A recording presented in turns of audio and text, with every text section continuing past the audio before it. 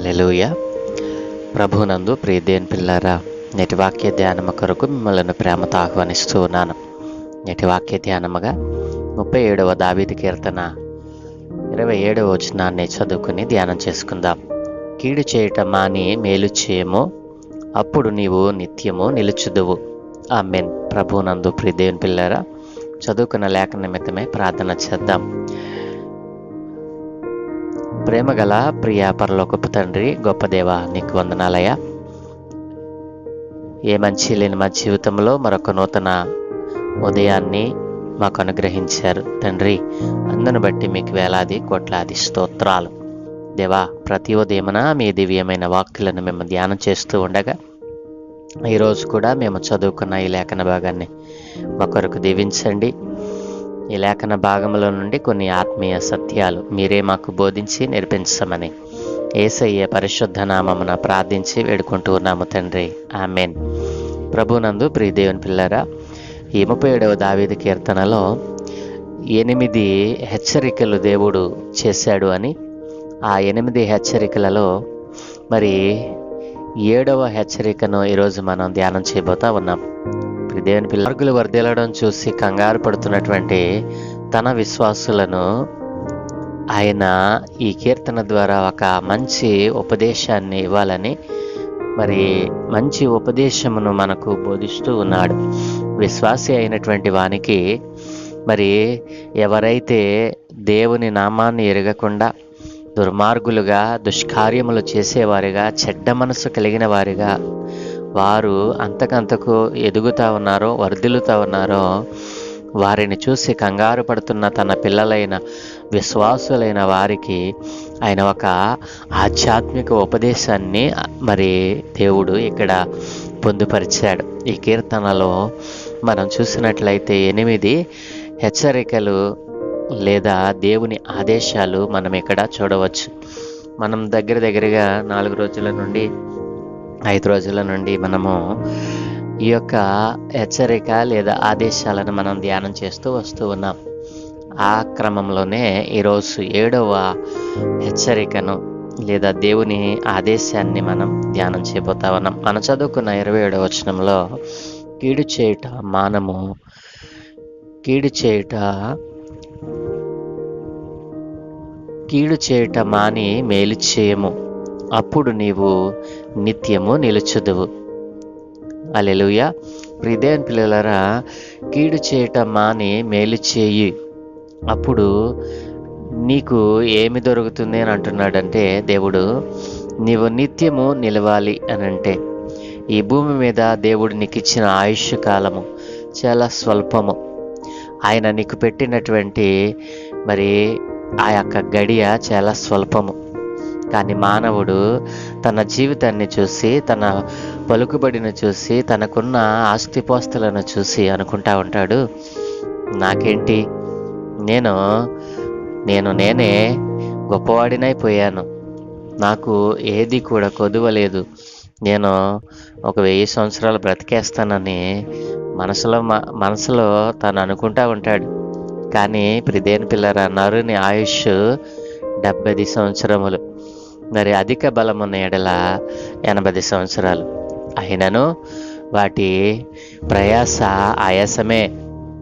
ప్రియదేవుని పిల్లలారా, నరుని ఆయువు గడ్డి వంటిది, గడ్డి పువ్వు వంటిది. అది గాలి రావటంతో మరి వాడిపోతుంది, ఎండిపోతుంది, అది కనిపించకుండా పోతుంది. కాబట్టి దేవుడు మానవునికి ఇచ్చినటువంటి ఈ కొద్దిపాటి ఆయువు, ఈ కొద్దిపాటి జీవితంలో దేవుడు ఏదైతే నియమించాడో, దేవుడు ఏ రీతిగా నడవమన్నాడో, ఏ రీతిగా బ్రతకమన్నాడో, ఏ రీతిగా ఆలోచన చేయమన్నాడో, ఏ రీతిగా ఇతరుల పట్ల మన ప్రవర్తన కలిగి ఉండాలని చెప్పాడో, అలాగున మనం ఉండక దేవుని యొక్క న్యాయ విధులను, దేవుని ఆజ్ఞలను, దేవుని మాటలను, దేవుని ఉపదేశములను మరి ధిక్కరించిన వానిగా ఈరోజు మానవుడు కనపడతా ఉన్నాడు. ప్రియదేవ పిల్లరా, ఎక్కడ చూసినా కీడే. ఏ మనిషిలో చూసినా కీడు తలంచాలని, కీడు తడపెట్టాలని, కీడును కలిగించాలని ఇలాంటి చెడ్డ మనసులు కలిగి ఈ రోజున మానవ సమాజం చెడిపోతూ ఉంది. మంచి అనేటువంటిది ఎక్కడ కూడా కనిపించినటువంటి దినాలలోనికి మనం తరలి వెళ్ళిపోయాం. ప్రియదేని పిల్లరా, ఇలా చూస్తూ ఉంటే దేవుని యొక్క కృపాకాలం ముగియబోతుందేమోనన్న భయం కూడా కలగటం కూడా ఆశ్చర్యమే. ప్రియదేని పిల్లలరా, ఇది దేవుని కృపాకాలమని, ఇంకా బోడంత సమయం ఉందని అజ్ఞానముగా ఒకవేళ నీవు ఆలోచన కలిగి ఉన్నావేమో, జాగ్రత్త. దేవుని కృపాకాలం ముగియే సమయము ఆసన్నమైపోయింది. మరి దేశము మీదకి దేశము, రాజ్యము మీదకి రాజ్యము లేస్తూ ఉన్నాయి. నువ్వు మేలుకోకపోతే, నువ్వింకను నీ పొరుగువానికి కీడు చేస్తూ ఉన్నావంటే నువ్వెంత భ్రష్టుడుగా బ్రతుకుతున్నావో ఈ దినానికి, ఈ క్షణం వరకు నీవు పరిశీలన చేసుకో. ప్రియదేని పిల్లరా, ఈరోజు దేవుడు మనల్ని హెచ్చరిస్తూ ఉన్నాడు. కీడు చేయట ఇకనైనా మానివేయి, మేలు చేయటం నేర్చుకో. ఈ క్షణము నుంచి ఈ క్షణము వరకు ఎందరికైతే కీడు చేయాలనే ఆలోచన కలిగి ఉన్నావో, ఎందరికైతే ఆల్రెడీ కీడు చేసేసావో, నీకు తెలియకుండానే ఎదుటివానికి, నీ పొరుగువానికి కీడు కలుగునట్లుగా ప్రవర్తించావో, నీకు తెలియకుండానే నీ నోటి మాట ద్వారా నీ పొరుగువానికి కీడును తలపెట్టావో, ఒక్కసారి నువ్వు పరిశీలన చేసుకో. దేవుని లేఖనం సెలవిస్తూ ఉంది కదా, కీడు చేయటం మాని మేలు చేయి, అప్పుడు నీవు నిత్యము నిలుస్తావు. నీవు భూమి మీద నిలిచి ఉండాలి అనంటే, ఈ భూమి మీద నీవు నిలిచి ఉండి దేవుని యొక్క దీవెనలు, ఆశీర్వాదాలు నీవు పొందుకోవాలి అనంటే నీవు చేయవలసింది ఏంటో తెలుసా? కీడు చేయటం మానేయి, మేలు చేయటం నేర్చుకో.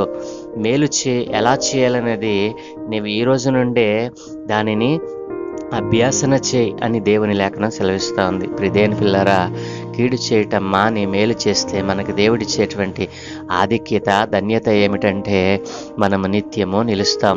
నీవు నిత్యము నిలవాలి అనంటే కీడు చేయటం మానాలి. కీడు చేయటం మాని మేలు చేయటం ఎలా అభ్యసించాలి? ప్రియదేని పిల్లరా, ఇది ఏదో ఒక బడిలో నేర్చుకుంటానో, లేదా ఏదో ఒక మాస్టర్ దగ్గర నేర్చుకుంటేనే రాదు. మన మాస్టరు, మన అధ్యాపకుడు, మన యొక్క ఉపన్యాసకుడు దేవుని యొక్క పరిశుద్ధ గ్రంథమే. ఆ పరిశుద్ధాత్ముడు తన ఆత్మ ద్వారా తన గ్రంథములో రాయబడిన లేఖనాలను మనం చదివితే చాలండి. కీడు చేయటం మాని మేలు ఎలా చేయాలో దేవుడు అనేకములు తన గ్రంథములో రాసి పెట్టాడు. ప్రియదేని పిల్లరా, ఆలోచన చేశారా? కీడు చేయటం మాని మేలు చేయము, సమాధానం వెదకి వెంటాడము. ఎప్పుడైతే నీవు కీడు చేయట మానివేసి మేలు చేయాలని ఆలోచన నీకు వస్తుందో, వెంటనే నీకు దొరికేది ఏంటో తెలుసా? సమాధానం నీకు దొరికినప్పుడు తప్పక నువ్వు కీడును ఎంత మాత్రమును చేయలేవు. దేవుని సమాధానం నీకు దొరికినప్పుడు నీవు కీడు చేయటం అనేటువంటిది నీ ఆలోచనలో కూడా కనిపించదు. కాబట్టి సమాధానం కొరకు మొదట దేవుని సన్నిధిని వెతకాలి. కీర్తన 34:14 రాయబడినట్లుగా, కీడు చేయటం మాని మేలు చేయము, సమాధానము వెదకి దాన్ని వెంటాడము అని. బట్టి మేలు చేయటం నాకు కుదరటం లేదు, మేలు ఎలా చేయాలో నాకు తెలవటం లేదు అని ఒకవేళ నీవు తప్పించుకుని ఎంతకాలం తిరిగావేమో, దేవుడు ఈరోజు నన్నుతో మాట్లాడుతూ ఉన్నాడు. మేలు చేయటం అంటే నీ దగ్గర ఉన్నటువంటి ధనమంతా నీ పొరుగువానికి ఇచ్చేయడం కాదు. నువ్వు నీకున్న దానిలో కొంత లేనివానికి ఇవ్వడం కాదు మేలు చేయడం అంటే.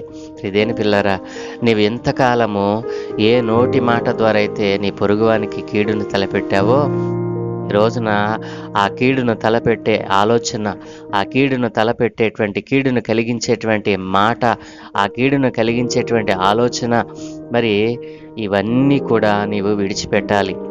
నీలో ఉన్న అవలక్షణాలు ఏవైతే దేవుని గుణగణాలు కాని వాటిని నీవు కలిగి ఉన్నావో, దేవుని గుణాలు కాని ఏవైతే నీ మీద ఏలబడి చేస్తా ఉన్నాయో వాటన్నిటిని విడిచిపెట్టడమే మేలు చేయడం. నీవు మాట్లాడటం ద్వారా నీ పొరుగువానికి కీడు జరిగిందంటే నీవు మాట్లాడకుండా ఉంటే అది మేలే కదా. కాబట్టి ప్రియదేని పిల్లరా, దేవుని యొక్క మేలు, దేవుని సన్నిధిలో మనం కనిపెడితే మేలు చేయటం ఏంటో, మనము దేవునికి అప్పగించుకున్నప్పుడు మనకు ఆ మేలు చేసేటువంటి అనేక ద్వారాలు, అనేక అభ్యసనాలు దేవుడు మనకు తన గ్రంథంలో పొందుపరిచాడు. కాబట్టి కీడు చేయటం మానివేద్దాం, మేలు చేయటం అభ్యసిద్దాం. ఈ క్షణం నుంచే ఎంతమందికైతే మనం కీడును తలపెట్టామో మనకు తెలియకుండానే అనేక మందికి కీడును తలపెట్టి ఉంటాం. అది మన ఊహకు కూడా అందవి ఉండదు. కానీ దేవుడు ప్రతి దానిని లెక్కలోనికి తెస్తాడు. జ్ఞాపకం చేసుకోమని దేవుని లేఖనం సెలవిస్తూ ఉంది. కాబట్టి నీవు ఈ రోజునే కీడు చేయటం మానివేసి నిన్ను నీవు దేవునికి సమర్పించుకొని దేవుని సన్నిధిలో కనిపెడుతూ దేవుని దగ్గర అభ్యాసం చేస్తూ మేలు చేయటం, మేలుకరమైన మాటలు పలకటం, మేలుకరమైన ఆలోచనలు చేయటం, మేలుకరమైన క్రియను కలిగి ఉండటం మనము దేవుని సన్నిధిలో మరి పొందుకుందాం. మేలు చేస్తే దేవుడు నీకు ఇస్తానంటున్నాడు కదా. నీవు నిత్యము భూమి మీద నిలుస్తావు. నీవు భూమి మీద నిత్యము నిలవాలి అని అంటే నీవు మేలు చేయట అభ్యాసన ఈ రోజునే ప్రారంభించాలి. నీవు కీడు చేస్తూ భూమి మీద నిలవాలని ఆశపడ్డావనుకో, దేవుడు నిన్ను భూమి మీద ఉంచడు. ఎందుకంటే నీవు కీడుకే కారణము. నీ ఆలోచన, తలంపులు, నీ బ్రతుకు, నీ యొక్క నడక, నీ పడక సమస్తము కీడుకే. కాబట్టి ప్రియదేవుని పిల్లరా, ఈరోజున దేవుడు మనల్ని హెచ్చరిస్తూ ఉన్నాడు. మనం మేలు చేయట అభ్యసన చేయాలి. ఈ రోజు నుంచే మనము దేవుని సన్నిధిలో కనిపెడుతూ దేవుని సన్నిధిలో దేవుని మరి మాటలను, దేవుని ఉపదేశాలను ధ్యానం చేస్తూ దేవుని వాక్కులను అనుసరిస్తూ వాటిని పాటిస్తూ మన జీవితాలను మేలు చేసేటువంటి మరి జీవితాలుగా మార్చుకుందాం. దేవుడు మనల్ని నిత్యము నిలపాలి అని అంటే దేవునికి మనల్ని మనం సమర్పించుకుందాం. నిత్యము నిలిచేటువంటి ఆ నిత్య జీవములో మనము పాలు పంచుకోవాలంటే, భూమి మీద మనము నిత్యము నిలవాలి అని అంటే మేలు చేయట అభ్యాసన చేయాలి. అది దేవుని పాదాలు చెంతే మనము చేయాలి. మరి మేలు చేయటం కోసం మళ్ళీ మనుషుల దగ్గరికి వెళ్ళామనుకోండి, అది వ్యర్థమే. కాబట్టి ప్రియ దేవుని పిల్లలారా, కీడు చేయటం అని మేలు చేయము. అప్పుడు నీవు నిత్యము నిలుస్తావు. నీవు నిత్యము నిలిచి ఉండాలి. నేను నిత్యము నిలిచి ఉండాలయ్యా. అయ్యా, నేను మేలు చేయటం నేర్చుకోవాలని దేవుని దగ్గర నిన్ను నువ్వు తగ్గించుకొని, ఇంతకాలము నువ్వు దేవునికి వ్యతిరేకంగా, దేవునికి దూరంగా ఒకవేళ బ్రతికావేమో, ఈరోజు ఈ క్షణంలోనే నిన్ను నీవు దేవునికి సమర్పించుకొని మేలు చేయటం నేను అభ్యసిస్తానయ్యా, నీవే నాకు బోధించమని ప్రభు పాదాల చెంత అడిగినట్లయితే దేవుడు నీకు తప్పక ఆ యొక్క అవకాశాన్ని దయచేస్తాడు. దేవుడు ఆ రీతిగా మిమ్మలను దీవించునుగాక. ఆమేన్. ప్రార్థన. దయగలిగిన మా ప్రియ తండ్రి, గొప్ప దేవ, మీ ఘనమైన ఉన్నతమైన నామానికి స్తోత్రాలు నాయన. అవును తండ్రి, ఇంతకాలము మేము కీడు చేయటకే మా కాలాన్ని, మా జీవితాన్ని మేము గడిపేశాము నాయన. కీడు చేయటం మానివేస్తే నీవు నిత్యము నిలవాలి అని అంటే నీవు మేలు చేయటం నేర్చుకోమని నీ లేఖనం సెలవిస్తూ ఉంది. అవును దేవా, ఈ రోజు నుండి నాయన ఇంతవరకు మేము చేసినటువంటి దుష్కార్యములు, చెడ్డ కార్యములు అనేక మందికి నాయన కీడును తలపెట్టాయేమో, ఈ రోజున నీవు సెలవిచ్చినట్లుగా నాయన నీ మాట ద్వారా సెలవిచ్చావు నాయన, నీ వాక్కుల ద్వారా సెలవిచ్చావు. కీడు చేయటం మానివేసి మేలు చేయటం అభ్యసన చేయి. నేను నిత్యము నిన్ను భూమి మీద నిలుపుతానన్న నాయన నీ యొక్క హెచ్చరికను ఈరోజు ఎంతమంది అయితే తీసుకుని ఉన్నారో ఆ హెచ్చరికను ద్వారా అయా ఇదిగో మేలు చేయటం అభ్యసన చేయాలని ఆశపడతా ఉన్నారు. అట్టి బిడ్డలందరి మీద నీ ఆత్మను కుమ్మరించమని అయా, ఎందరూ ఈ రీతిగా తప్పిపోయి ఉన్నారో వారి ఆత్మలను రక్షించండి. ఇదిగో మా దేశమును, మా రాష్ట్రమును, అయా మా ప్రభుత్వాలను మీ చేతులకు అప్పగిస్తూ ఉన్నాను. నీకు వ్యతిరేకమైన ఏ ఆలోచన, ఏ మనుషులను పుట్టకుండా, ఏ అధికారులను పుట్టకుండా నాయన నీవు కొట్టివేయమని, నీ సువార్తకు అడ్డుగా ఉన్న ప్రతి గోడను తొలగించమని తండ్రి, ఈరోజు నీవు మాకు సెలవిచ్చిన ఈ హెచ్చరికను ఎందరైతే నైనా ఈ రోజు నుంచి పాటించాలి అని నీ సన్నిధిలో నీ పాదాలు చెంత నేను అభ్యసించాలని ఆశపడతా ఉన్నారు.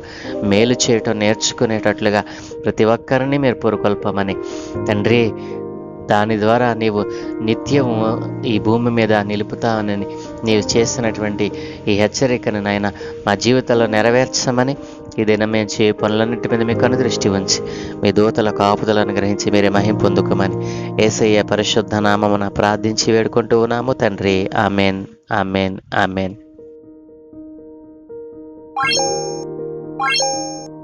Bye.